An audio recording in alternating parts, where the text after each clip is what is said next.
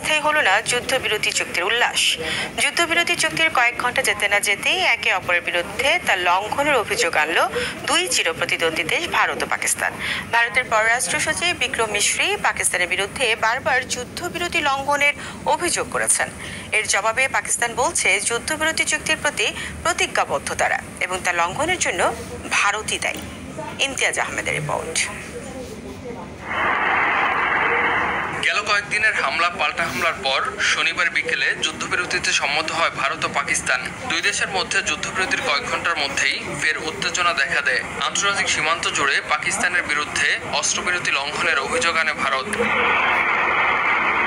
শনিবার গভীর রাতে এক জরুরি সংবাদ সম্মেলনে তীব্র নিন্দা জানিয়ে দেশটির পররাষ্ট্র সচিব বিক্রম মিশ্রি বলেন, যুদ্ধবিরতির কয়েক ঘন্টার মধ্যেই ফের গোলাগুলি করেছে পাকিস্তান, যা অত্যন্ত নিন্দনীয়। এর জন্য সম্পূর্ণভাবে পাকিস্তানের উপর দায় চাপান বিক্রম মিশ্রি।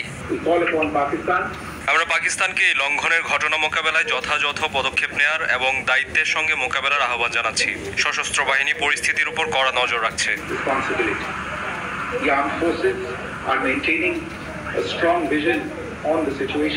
যুদ্ধবিরতির কয়েক ঘন্টা পর ভারত নিয়ন্ত্রিত জম্মু কাশ্মীরের শ্রীনগরে বিস্ফোরণের শব্দ শোনা যায়। অঞ্চলটির মুখ্যমন্ত্রী ওমর আবদুল্লাহ সামাজিক মাধ্যম এক্সে দেয়া এক পোস্টে শ্রীনগর জুড়ে বিস্ফোরণের শব্দ শোনার কথা জানান। এদিকে পাকিস্তানের তথ্যমন্ত্রী আতাউল্লাহ তারার জানান, ভারত ও পাকিস্তানের মধ্যে চুক্তিবদ্ধ যুদ্ধবিরতির কোনো লঙ্ঘন হয়নি। নিয়ন্ত্রণ রেখা বরাবর স্থিতিশীলতা নিয়ে ক্রমবর্ধমান উদ্বেগের মধ্যে এই বিবৃতি দেন তথ্যমন্ত্রী আতাউল্লাহ তারার। টানা 19 দিনের সংঘাতময় পরিস্থিতির পর দুই দেশের মধ্যে হওয়া যুদ্ধবিরতিকে স্বাগত জানিয়েছে জাতিসংঘ, বাংলাদেশ, কাতার, তুরস্ক এবং যুক্তরাজ্য সহ বিশ্বের 30টিরও বেশি দেশ।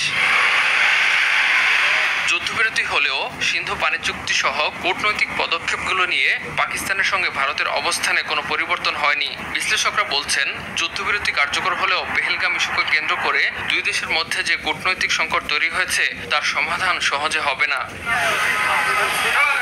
ইমতিয়াজ আহমেদ, RTV।